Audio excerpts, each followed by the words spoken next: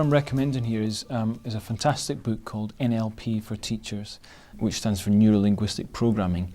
It's the best book I've ever read on anything to do with behaviour management. The book's structured with various parts. There'll be an introduction part to what they're going to talk about, how they're going to enlarge on an NLP concept, for example, how to build rapport, and then it will give you a checklist of ways to find your own specific ways of communicating, and then how to think of it from another person's point of view. It's more about changing the teacher from inside, which is quite a hard-hitting message to give to any teacher, to tell them actually it's what you do that's going to make the difference. Particular feature I liked was the section on some research on a dolphin aquarium, where they looked at how a dolphin trainer manages to train dolphins to do specific tricks, and it's all about rewards. There are no sanctions because you can't punish a dolphin. The price at just under £20 is a bargain. Any teacher who wants to become better, no matter how old they are, how young they are, if they've got any interest in teaching and becoming a better teacher, as well as a better communicator with anyone, this is definitely the book to have and to hold on to forever.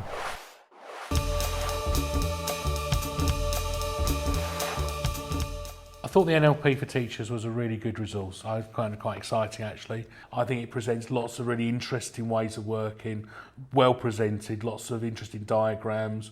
The fact that it uses a kind of toolbox method, and sometimes it's got like research sections. I've been teaching 20 years and I picked this book up and thought, yeah, I'd like to look at some of that. It did intrigue me.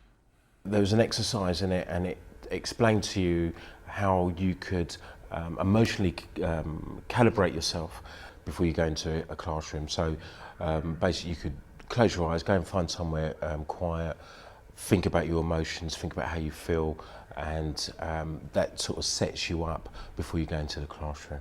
This is probably one of the best books, if not the best book on behaviour that I've read. It is absolutely perfect for somebody who wants to really get to grips with how to move their behaviour skills forward. It understands that the brain is what impacts behaviour, that emotions are involved, and it hits every single button really that teachers need. It's a brilliant book.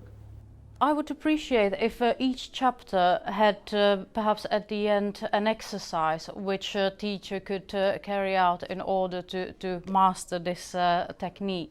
£19.99 is a fairly reasonable price for what you get in this book, and yes, I would definitely be spending that on this. If you don't know anything at all about NLP, it can be a bit daunting. Maybe as part of a course that could be good, but just reading through it at home I think is a lot of work. It's not patronising. It would relate to skilled teachers and teachers who feel they manage behaviour well. It would extend skills. So at £20, it would definitely be something that would be in my staff room.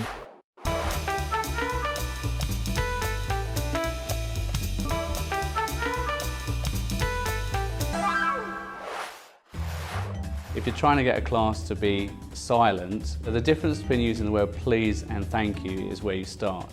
So saying please is pleading. Please will you do this? Please will you do that? So I really encourage teachers to just not use the word please and to replace it with thank you. So by saying stop talking, silence, thank you, now, it's really clear that you've got an expectation that you want them to be silent.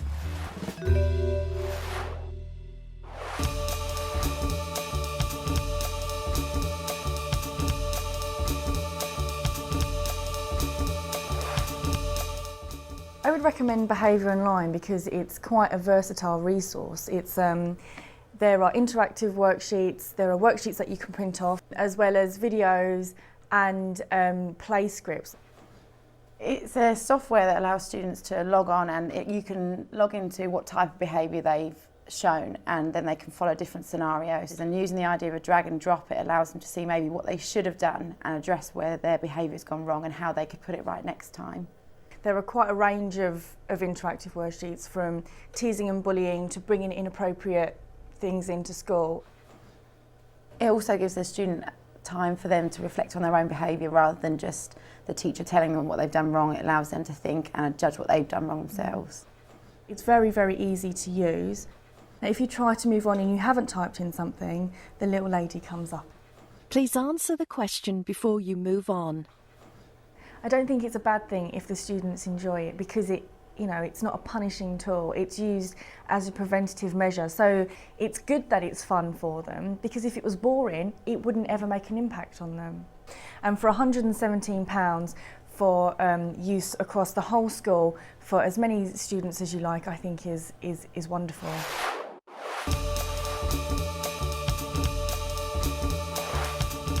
The big thing I liked about it was the idea of getting kids to think through their own behaviour for themselves. One of the features I liked was that they have the timings on it, so it tells you how long you'd expect that activity to last. So you really can be quite precise in your planning. It was quick, it was easy. You could work with the young people in small groups, in paired work, and they can sort of finish one exercise, relate it to past experience, and then move on to the next exercise. The reason I like this online website is because you're able to interact with students without actually being there. You can also have control over what they're doing, give them rewards, they can have group discussions. What was nice on there are a load of different video clips you could go into and watch. One particular clip I watched was a mother talking about bullying. It was a really good clip, very honest, and I think that'd be a really good starting point to use if you're doing a topic on bullying. So he was becoming very anxious and not enjoying going to school. You have to get them out the car and get them into the playground. Students have said it is real to life, and they've generally liked it. One comment they've said is they realise what the problems are and what the issues are, but they didn't really know how to overcome those issues through using behaviour online. They didn't really understand the solutions to the problems. You do actually find that it's a deterrent, and also we use it as a baseline. So if something did occur again, we could always reflect back on it and say, well, this happened then, this is what you thought about it then, are your views still the same? One improvement might be in terms of if it is aimed at sort of 11 to 16, how appropriate some of it was for the 15 to 16-year-old age group. That was my initial concern. I think there's other things out there that I'd probably use before I'd actually go to this website. If ever Behaviour Online does a new worksheet or a new video, they update it straight away. So it's never a resource that will be outdated. Thinking about the price of it, about £117 or whatever, if you were going to use that in a whole school and put together a very, very straightforward scheme of work with resources, materials all ready for staff to pick up and use right away, I think that's excellent value for money.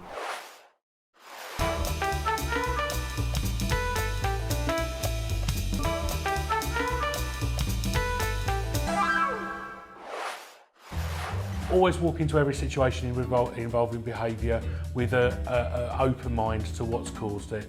Don't assume a child is wrong and an adult is right. Always find out the facts from both sides of any situation and be prepared to listen and respond to what's happening in front of you. Always appeal to the student's sense of fairness. Always strive for positive relationships, and in terms of whether it's sanctions or praise or celebrating success, always follow things through.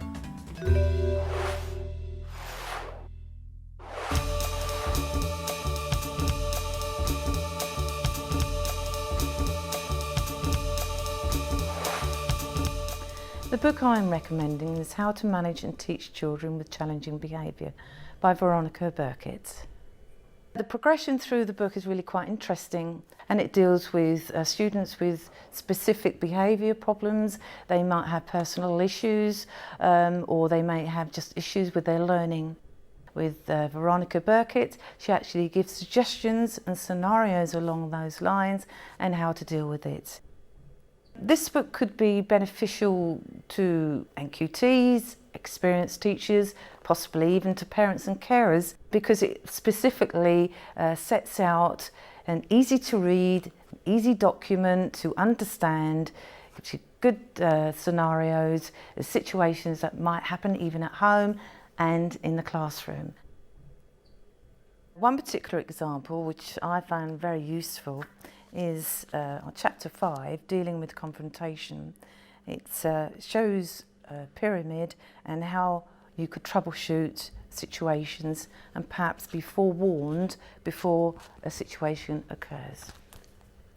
The book is $10.99 and I think it's really good value for that. It has photocopyable sheets near the end of the chapters and it's a very good resource.